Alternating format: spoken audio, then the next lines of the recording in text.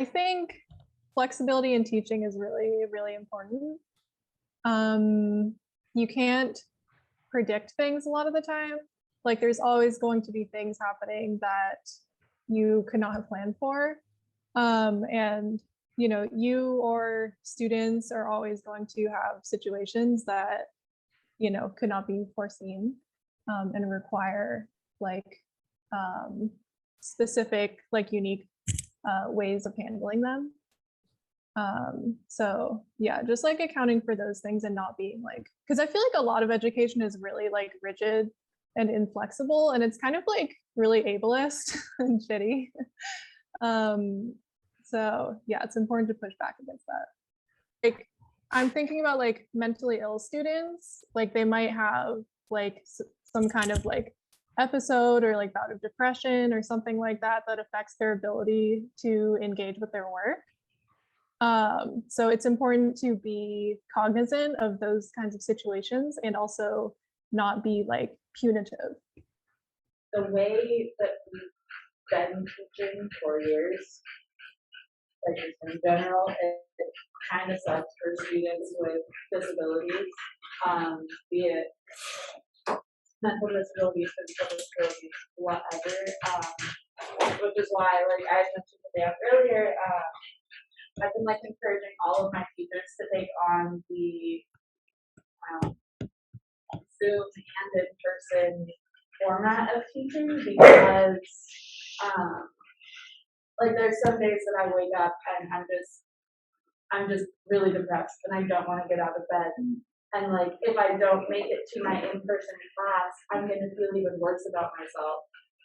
And so when you make that Zoom an option, I can still attend class, but I can still be in kind of my little depressive funk, but I'm still getting the stuff done that I need to get done. And then also when you have in person as an option, I can get up, get dressed, like brush my hair and go to class, which makes me feel good. And so it could be flexible about how students can attend. Like I personally, with absolutely no data backing it, feel like they're going to get higher attendance rates because there's less of an excuse to not go. And however someone is feeling, be it if their physical disability is like flaring up, they can stay in bed, they can, have all their like massage pads and stuff on, like they can still do school though. So I think that being flexible is really important because everybody's just kind of a little broken and messed up nowadays, and we need to be able to like make it to classes still. Yeah. Why flexibility is important, I think, especially in the EXCO college specifically. I mean, if anyone knows what it's like to be a student with high pressure and having a professor, like we just heard a little bit, that's not flexible, it's other students. And so I think us bringing in that perspective of knowing what it's like to not be given granted extra time, stuff like that, we should be the ones that are being more understanding of it. So I think like EXCO college specifically, we should be the last people not being flexible with work. I also think when it comes to like education and the professor and student dynamic, by being flexible, you're kind of like breaking that hierarchy of, I don't want to say that education can be dehumanizing sometimes, but I think that sometimes we forget that these are actual people who work multiple jobs, who have other things going on, like someone else mentioned, like mental illnesses, things like that. And so like by dismantling that fact of like, you need to get this done, like you're this super like person that can do everything at once, understanding like, no, you're a human who has faults, who's paying for this education. I think that it's just really important that we understand that and allow our students, to miss a class if they need to miss a class, or be late if they need to be late, especially as other students. Understanding it is really important, and then breaking that idea of this is how a student should be and this is how I should be in a classroom.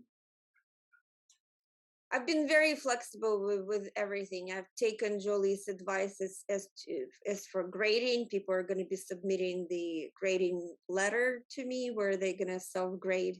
I'm flexible with assignments because they're more like, pay attention to your dreams and keep a dream journal, that kind of thing. And I'm not checking them because they're private. So everything is like super flexible in my course, and I don't want them to leave like with learning nothing. You know what I mean? If anybody has feedback for me how to be a little bit less flexible, that's kind of what I'm looking for to rebalance my sort of like very lenient approach to my teaching.